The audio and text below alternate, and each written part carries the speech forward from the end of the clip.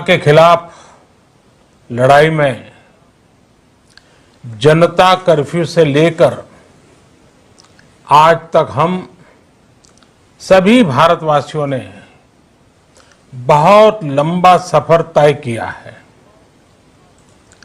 समय के साथ आर्थिक गतिविधियों में भी धीरे धीरे तेजी नजर आ रही है। हम में से अधिकांश लोग अपनी जिम्मेदारियों को निभाने के लिए फिर से जीवन को गति देने के लिए रोज घरों से बाहर निकल रहे हैं। त्योहारों के इस मौसम में बाजारों में भी रौनक धीरे धीरे लौट रही है, लेकिन हमें ये भूलना नहीं है कि लॉकडाउन भले चला गया हो, वायरस नहीं गया है।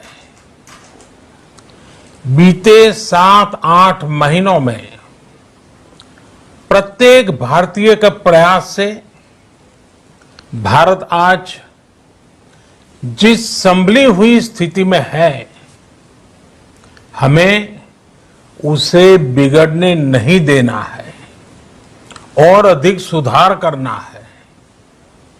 आज देश में रिकवरी रेट अच्छी है, फैटेलिटी रेट कम है।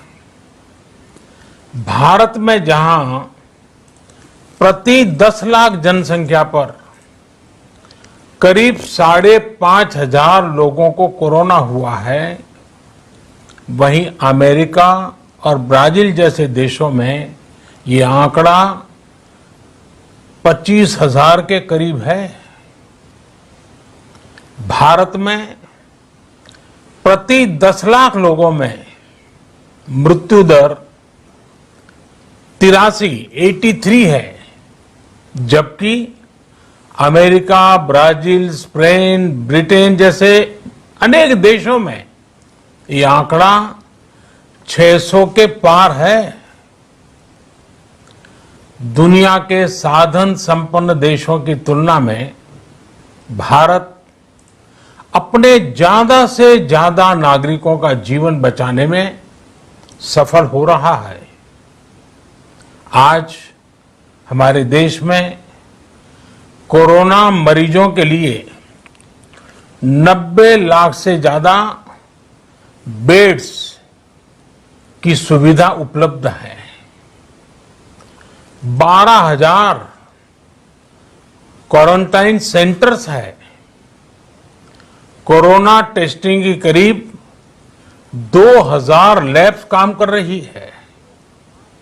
देश में टेस्ट की संख्या जल्द ही 10 करोड़ के आंकड़े को पार कर जाएगी।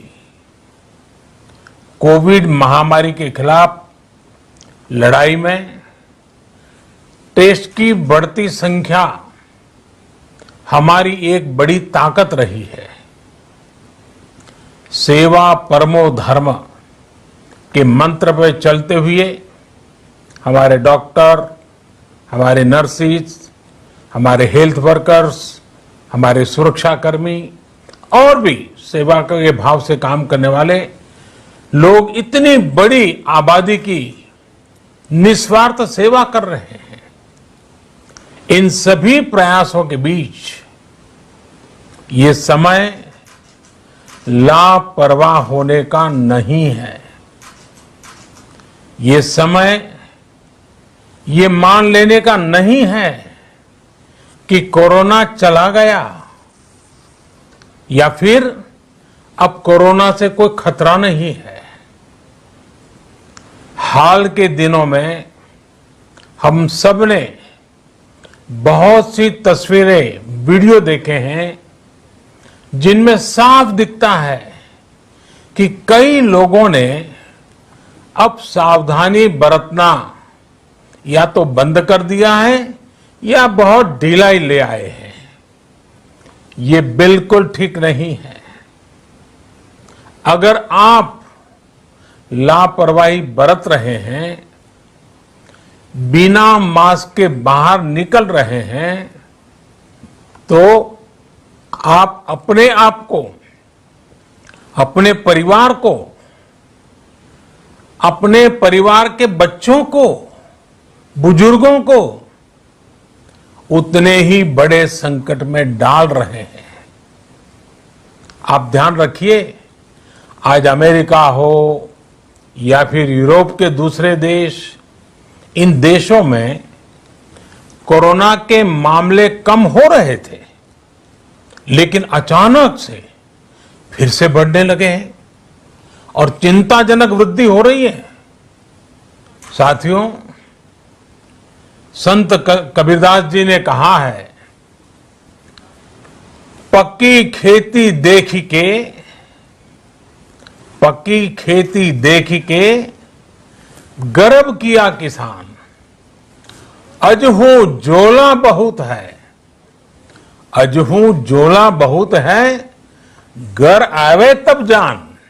अर्थात कई बार हम पक्की हुई फसल देखकर ही अति आत्मविश्वास से भर जाते हैं कि अब तो काम हो गया, लेकिन जब तक फसल घर न आ जाए तब तक काम पूरा नहीं मानना चाहिए।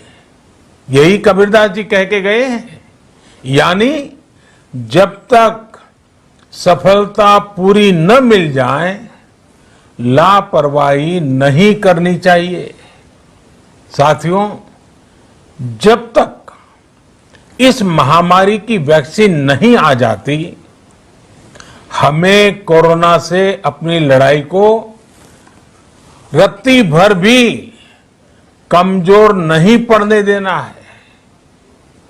बरसों बाद हम ऐसा होता देख रहे हैं कि मानवता को बचाने के लिए युद्ध स्तर पर पूरी दुनिया में काम हो रहा है। अनेक देश इसके लिए काम कर रहे हैं। हमारे देश के वैज्ञानिक भी वैक्सीन के लिए जी जान से जुटे हैं। भारत में अभी कोरोना की कई वैक्सीन पर काम चल रहा है। इनमें कुछ एडवांस स्टेज पर है, आशास्पद स्थिति दिखती है। साथियों, कोरोना की वैक्सीन जब भी आएगी, वो जल्द से जल्द प्रत्येक भारतीय तक कैसे पहुंचे, इसके लिए भी सरकार की तैयारी जारी है।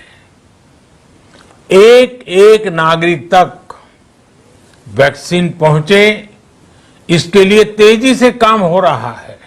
साथियों, रामचरितमानस में बहुत ही शिक्षाप्रद बातें हैं, सीखने जैसी बातें हैं, लेकिन साथ साथ अनेक प्रकार की चेतावनियां भी हैं।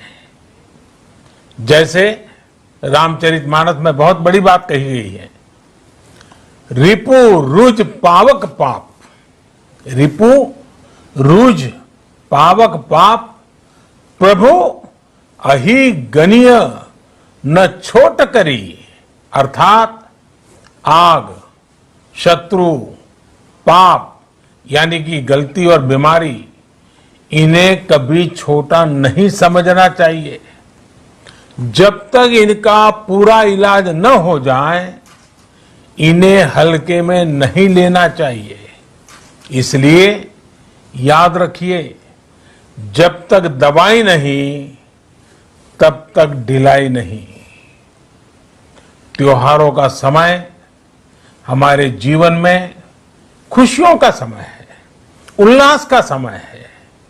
एक कठिन समय से निकलकर हम आगे बढ़ रहे हैं। थोड़ी सी लापरवाही हमारी गति को रोक सकती है, हमारी खुशियों को धूमिल कर सकती है। जीवन की जिम्मेदारियों को निभाना और सतर्कता, ये दोनों साथ साथ चलेंगे, तभी जीवन में खुशियां बनी रहेगी।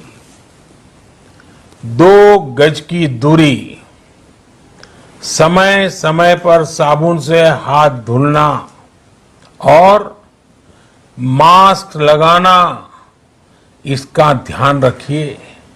और मैं आप सबसे करबद्ध प्रार्थना करता हूं, आपको मैं सुरक्षित देखना चाहता हूं, आपके परिवार को सुखी देना चाहता हूं।